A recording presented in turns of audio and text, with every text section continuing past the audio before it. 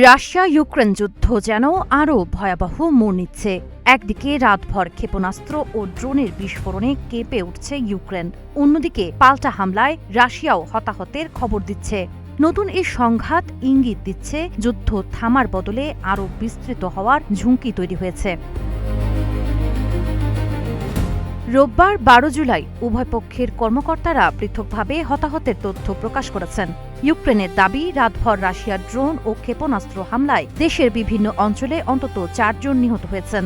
এর মধ্যে দনিপ্রোপেট্রোভাস্ক অঞ্চলে প্রাণ হারিয়েছেন ৩ জন। নিহতদের ২ জন ক্রিভি রিহ শহরের একটি শিল্প প্রতিষ্ঠানের কর্মী।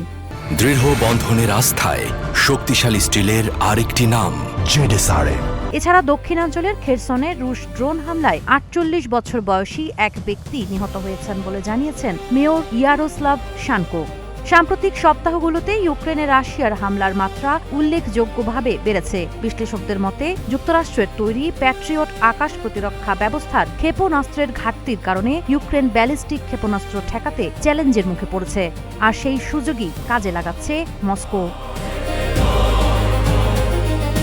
এদিকে আঙ্কারায় অনুষ্ঠিত সর্বশেষ ন্যাটো সম্মেলনে ইউক্রেনকে অতিরিক্ত প্যাট্রিয়ট ক্ষেপণাস্ত্র দেওয়ার প্রতিশ্রুতি দিয়েছে সদস্য দেশগুলো। একই সঙ্গে মার্কিন প্রেসিডেন্ট ডোনাল্ড ট্রাম্প ইউক্রেনে প্যাট্রিয়ট ক্ষেপণাস্ত্রের স্থানীয় উৎপাদনের জন্য লাইসেন্স দেওয়ার আগ্রহের কথাও জানিয়েছেন। অন্যদিকে রাশিয়ার দাবি, তাদের নিয়ন্ত্রিত এনারহোদার শহরে ইউক্রেনের হামলায় ৪ জন নিহত ও আরও ৪ জন আহত হয়েছেন।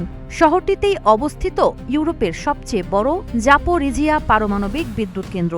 এছাড়া ইউক্রেনের দূরপাল্লার ড্রোন হামলায় রাশিয়ার সামারা অঞ্চলেও ১ জন নিহত হওয়ার খবর দিয়েছে স্থানীয় প্রশাসন। এরই মধ্যে সোমবার প্যারিসে কোয়ালিশন অব দ্য উইলিং এর বৈঠকে ইউক্রেনকে আরও সামরিক সহায়তা ও রাশিয়ার ওপর চাপ বাড়ানোর কৌশল নিয়ে আলোচনা হওয়ার কথা রয়েছে।